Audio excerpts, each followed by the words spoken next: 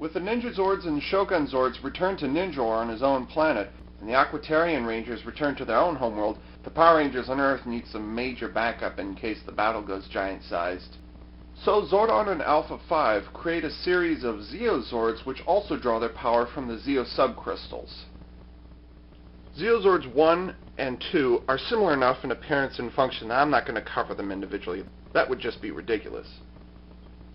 Although on the other hand, I've probably wasted the same amount of time explaining that I'm not going to cover them that I could have spent covering them individually. These two Zeo Zords contain the heavy artillery of the 5, so they have the mass weapons on them. Large turrets with posable cannons on each.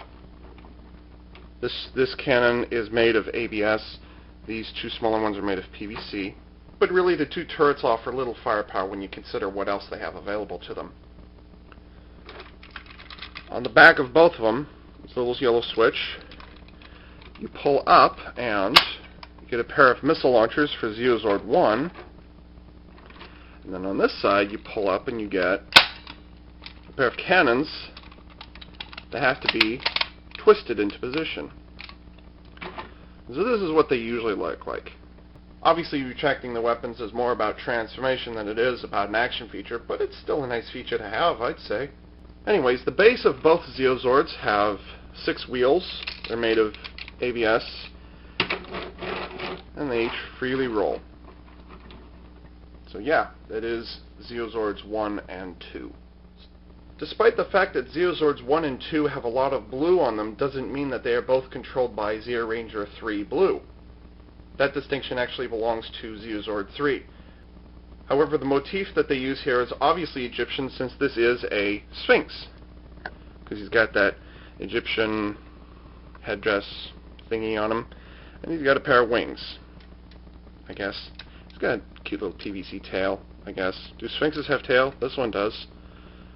Anyways, the legs, front legs at least, even though it looks like they have joints in front, the only joints it has is right there. I kind of wish that those had been able to turn, but they can't. And these can kind of sort of move back and forth, strictly because of transformation, but doesn't really do much good in this form.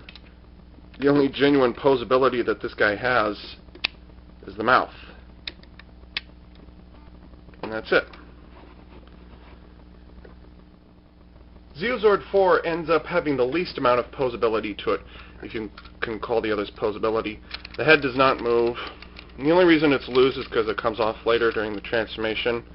The legs don't move, even though it's got a nice joint there. It's got some nice detailing on the legs and the feet, which I like. The only posability it's got is this puny little PVC tail, which is only one of 2 steps for the transformation. And last but not least is Zeo Zord 5, which is a phoenix. Yeah, the paint's a little worn away. Can't help you there. It's a little blocky in profile, and I apologize for having to pre-focus my camera so you can't see it in detail. Close enough. But anyways, it's a little chunky from the side. It's actually rather nice from above. But the thing that I really like is the level of detail on the wings. The individual feathers. The wings are made of I think these are ABS. It's like a soft ABS. I'm not sure. I don't know my plastics very well, unfortunately. But I really like the detailing on this one. Even down to the little rim, the little frame across the cockpit. And again, more details along the tail. Because of transformation, the wings can open and close.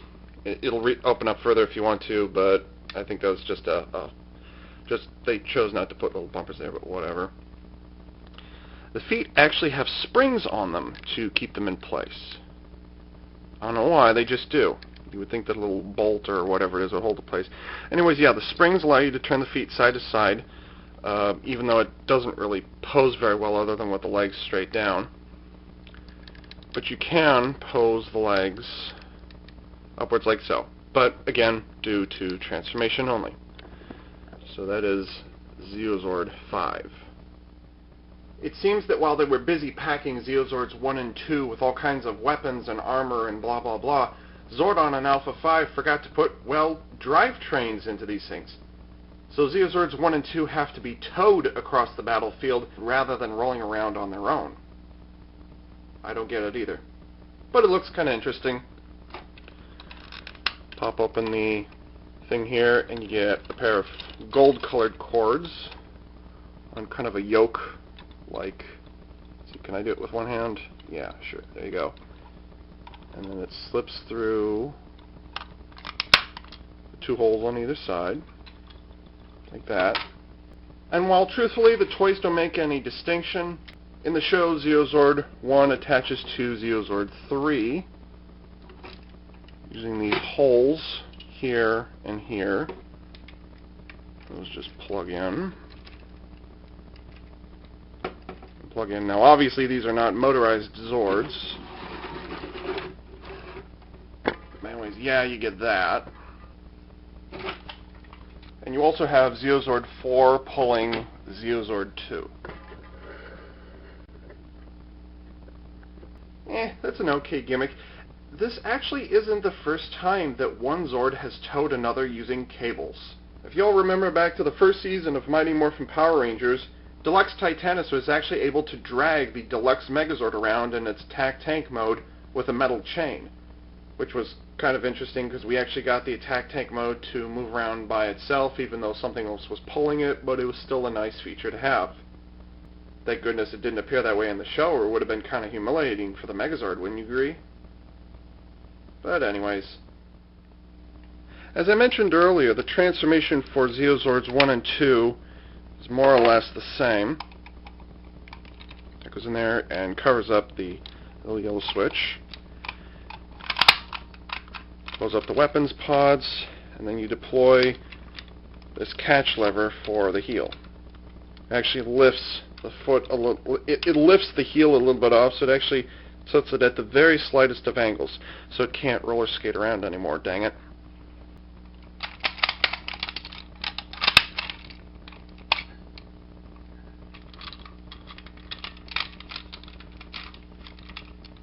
That's it. Zeozord 3 by far has the most complex transformation because it forms the upper torso. I actually kind of like this part. It doesn't snap into this position. You hold it up and then the whole thing folds down. Just like that. And the tail is kind of cheating, but the tail just sits there. That's it. And then you set up the arms.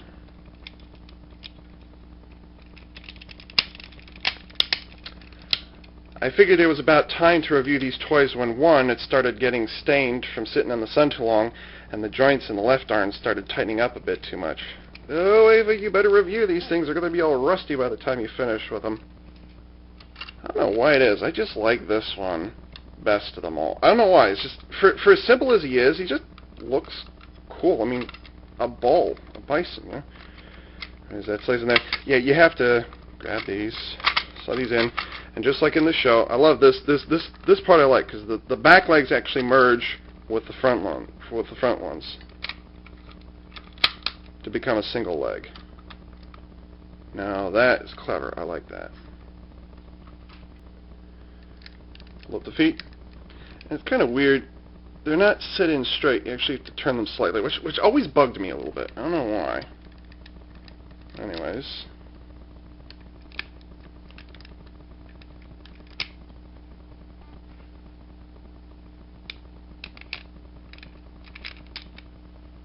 Now we're ready to put it all together. One of the things I always felt was a bit of a cheat during the transformation is you don't just plug the feet in like that and that's it. No, you actually have to put the toe in first and then you wedge it back. You really got to fight it those first few times, but the fact that you have to fight it means that that joint is going to be really, really strong when it's done.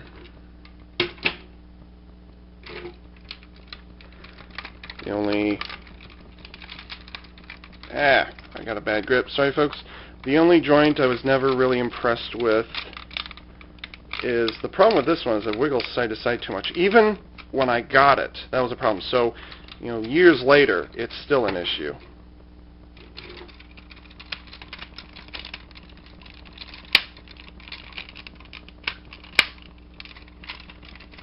And then, well, this is the basic Megazord configuration. This is actually the point where the main gimmick of the toy kicks into play, and that is the Zeo Battle Helmets. But for the time being, we will go with Zeo Battle Helmet 5, which is the primary arrangement. And there you have the Zeo Megazord. Just like the Deluxe Red Dragon Thunderzord from Mighty Morphin Power Rangers Season 2, the Zeo Megazord has an inordinate amount of articulation in the arms. Goes this way, and again, all of these are possible because of the transformation, the way it twists and folds around. This is kind of standard by now, so nothing special there. It's very nice ratcheting, by the way. You get elbow joints, which is nice. But then, here's the cool part. Not only do you get that, which is really nice, but you also get wrist articulation. While the Red Dragon Thunderzord had hands that open and close, it could accept that staff, the Zeo Megazord actually has wrists that turn. So later on, with the Zeo Megazord Saber, you can actually twist it and hold it in different positions. The head obviously can't move because of the way the Zeo Battle Helmets connect, and it's unfortunate that the legs couldn't move a little more. I wish there had been some articulation in the hips, just forward and backwards, maybe work out a knee of some kind. But yeah, those arms are really, really nice. Here is the Zeo Megazord Saber. It's kind of blunt. It's got that flat edge on it again rather than the trimmed edge we originally had, and it's kind of lost its point too. Kind of a bummer. It's kind of weird though. They're fighting the Machine Empire, and yet they have this kind of cog-shaped guard on the end there, so that's kind of weird. But anyways, yeah, the whole thing, the blade is PVC, but the guard is actually ABS. It's actually hard ABS.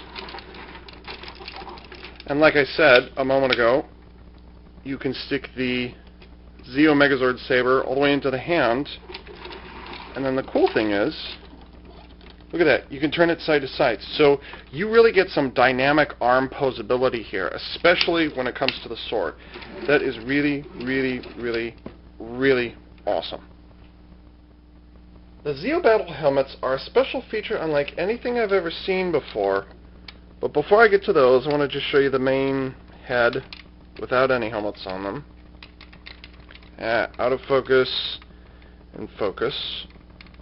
Got some nice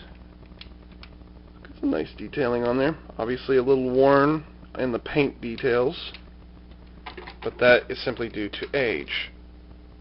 As former Ranger Billy explains to the Zeo Rangers, each Zeozord comes with its own Zeo Battle Helmet, which gives the Zeo Megazord a total of 5 battle helmets to deal with. This is cool. The first one is Zeo Battle Helmet 1, which is the turret. You just flip it over like that, and there's the helmet. Stick it on like that, and you get Zeo Battle Helmet 1, which gives the Zeo Megazord cannon power. It's just a giant artillery piece. Yeah, okay, whatever.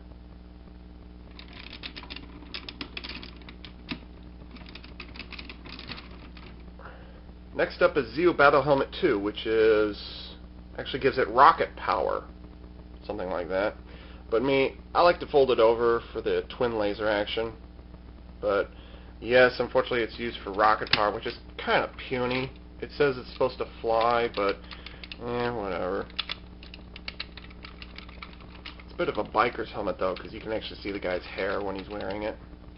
Anyways, that's Zeo Battle Helmet 2. Zeo Battle Helmet 3 carries on the Egyptian pharaoh motif that we have going here. Ordinarily it's like this. Flip it around, flip this up, and get this little pyramid crown thingy. That is, which gives it a telekinesis capability.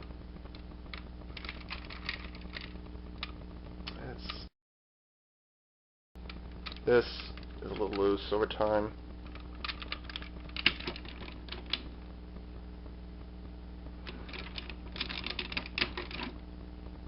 Unlike all of the others, Zeo Battle Helmet 4 actually comes from the waist section. Just pull that off. I never liked the connection point on here. It just didn't seem very tight. Anyways, there's no transformation to this. It simply goes from this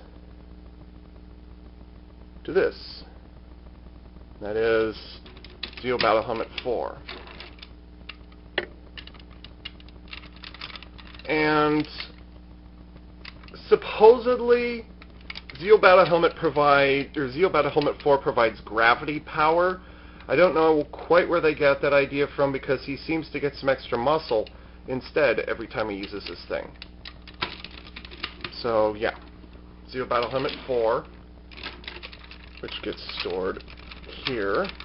Like I said, I don't like that connection point. And of course we already know Zeo Battle Helmet 5, which is the standard helmet. It's interesting to note, of all the Zeo Battle Helmets available, this one actually has a little rubber pad sitting on the inside, which is kind of weird. But whatever.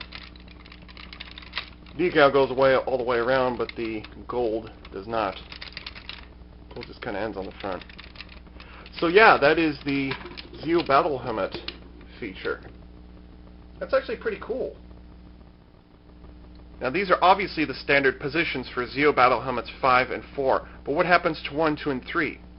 Well,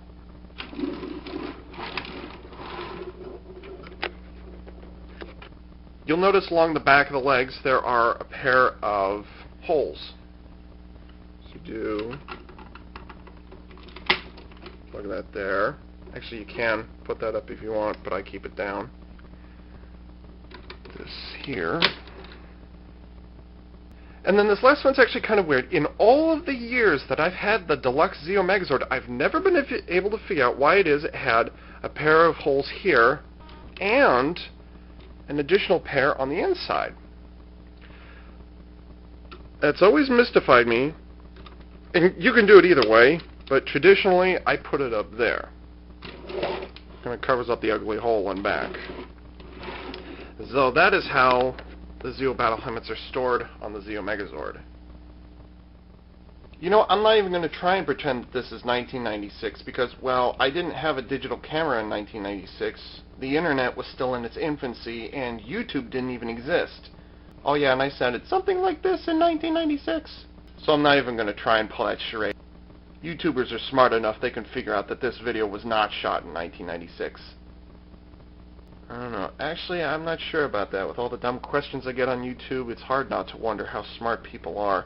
They can't spell, they don't have good grammar, they don't watch the whole damn video before they comment. But I digress. The Zeo Megazord has become one of my favorite designs. At the time, this was truly a great upgrade for the Power Rangers. Not that ninjetti crap that we had. That was kind of lame. Like, they already know Kung Fu. How is it that being a ninja could be any different? And were they really ninjas? That, to me, just wasn't a good upgrade. So that's one of the reasons why I love Power Rangers Zeo and most of the designs in it, is because it was so fresh. It was so original stuff. And look at how ornamental this thing is. I mean, look at all the vacuum metallized plastic on here. I mean, good grief. In fact, the only problem I ever really had with the design was I couldn't tell what the hell the legs were. I mean, obviously Taurus the Bull, a Sphinx, and a Phoenix. Well, what the hell are these supposed to be?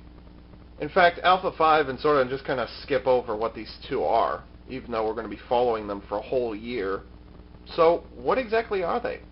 Well, in the Japanese version of the series, Choriki Sentai O-Ranger, which aired in '95, this, if you look at it carefully, is actually one of those stone-faced statues from Easter Island. And this, I had to dig into it, and I'm still not entirely certain what this is supposed to be. And I know I'm going to butcher this name. It's a Mogu. Mogu? Mogu? I'm not sure. I don't know. I'm sure somebody will correct me. Thank you very much. Which is basically the ancient Japanese equivalent of an extraterrestrial alien. I think. I don't know what that is. It looks weird, but these actually are a pair of eyes. And this is not a mouth, this is actually two circles. One of the interesting things I liked about the Zeozords that we didn't see on any previous Zords beforehand was that each one had an identification on it. You know, a circle here, two ovals here, a square here, a triangle here, and then there was, well, the 5 symbols across the top. Helps if you point the camera a little higher. So that was kind of cool. And it was neat to have that identifying symbol for each one. You know, it wasn't just the color, where you just had to identify the animal that it was, and that was it. I mean, even the individual Zeo Battle Helmets had the symbols on them as well. There's the visor right there, so that's got a square on it. The two visors for the Zeo Battle Helmets 1 and 2, they had black colored visors that had 1 and 2. And then there's a little triangle on the front of Zeo Battle Helmet 3. But the one thing that sets the Zeo Megazord design apart from any other Megazord, either before or since, is the arms. They have an insane amount of posability. Traditionally, it was just the shoulders forward and backwards. Maybe, if you were lucky, you got a little something in the wrist only because of transformation. And that was it. When it first came out, I was like, oh, okay, that's kind of cool. It's got posable arms on it. That's nice. The legs can't really pose. The head can't really pose. But, okay, whatever. The arms are nice. But after being deprived of really articulate arms for the better part of 15 years, this starts to cement itself in my mind as one of the better designs. I mean, not just the vacuum metallized plastic. That's kind of cool. The Zeo Battle Helmet gimmick, that's pretty cool too. The sword, okay. Zeozords 1 and 2 being pulled by 3 and 4, it's unique, it's different, and they only did it once, so okay, I can live with that. But the arms, oh god, the arms, this is awesomeness. Even after 15 years, I'm certain that people are still curious to know what the differences are between the Deluxe Zeo Megazord and its original Japanese counterpart, the DX Choriki Gatai O-Ranger Robo. Well, as far as I can tell, all the materials are exactly the same. However, that's not the interesting part. The interesting part is, as you know, the Deluxe Transforming Zords from the first 3 seasons of Power Rangers were cursed by those blasted-ass lightning bolts. Why they changed those decals? Okay, sometimes it would say something like Zoo Ranger or Die Ranger, but generally speaking, they didn't have to change all of the decals, okay? That was just flippin' ridiculous. And it drove a lot of us nutty, okay? But anyways, I'm killing a lot of time here. I've got this great little book that I picked up from Hobby Link Japan a couple of years ago. All of the Deluxe Transforming toys from 79 to 2007, okay? All of them. Even the Soul of Chogokin Battle Fever Robo. How awesome is that? Anyways, these are the original Japanese versions of the toys. Here's the original Megazord, Thunder Megazord. They didn't have the Ninja Megazord. What was this? The Shogun Megazord. Anyways, yeah. And so right here is the O-Ranger Robo. Open up the page. Spoiler alert. No, I'm kidding. There is the original O-Ranger Robo. And there's an illustration of the O-Ranger Robo. Anyways, you look through this book, and basically it says all of the decals... Whoa! All of the decals are exactly the same. Yeah, that wrist joint's gotten a little loose. All of the decals are exactly the same. Exactly the same. All of the paint applications are exactly the same. Yay! Finally! Now, of course, the reason that this happened is because most of the decals are relatively simple designs. Yeah, there's some intricate machinery in some of them, but for the most part, you didn't really have to worry about removing symbols and things like that. And the paint applications were light enough, you know, mostly the helmets, and that was about it. Maybe a couple of eyes here and there, but that was it, really. I mean, there wasn't anything significant as far as paint applications, so they didn't really have to change that. But really, the only thing they did change that I can find is the Zeo Megazord Saber and these knuckle things and these knee guard thingies were all originally vacuum metallized. So originally they were the same coloring as these things. They just changed them to dull gray plastic. And literally, that is the only difference I can find between them. So if you get a Deluxe Zeo Megazord, you're really not missing out on anything. How awesome is that for Bandai America in 1996, huh? That was awesome. So anyways, the Deluxe Zeo Megazord, still one of my favorites. If you can ever find one, definitely go for it. It's a little blocky in the legs, and the coloring is a little odd with the legs because there's a lot of blue down here and not a lot of blue up here. But, you know, that's kind of beside the point. Oh, and you can't really tell what these are actually supposed to be. They're just artillery pieces in Power Rangers. But they don't have much significance in O-Ranger either, so don't really worry about it. Anyways, 5 stars, fantastic design, fully recommended. go get this thing. Okay, if you can. And believe me, this design will last. It's a very rugged design. The only things my Deluxe Zeo Megazord has collected over the years is honor, respect, and quite a bit of dust. This is AV Unit 4A for CollectionDX.com, signing off.